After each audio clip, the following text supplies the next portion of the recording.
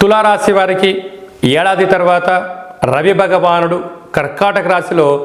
రాజ్యస్థానంలో మిత్రస్థానంలో సంచరించడం వల్ల వృత్తులలో, ఉద్యోగాలలో,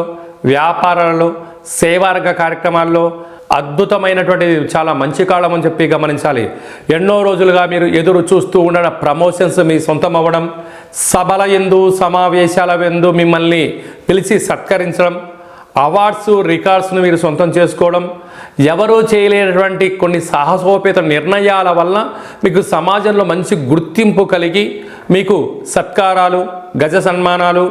మేళ తాళాల చేతో మీకు స్వాగతం పలకడం, అనేక దేవాలయాల యందు కానీ సభల యందు కానీ మీకు అధ్యక్ష పదవి మీ సొంతం కాబోతుంది.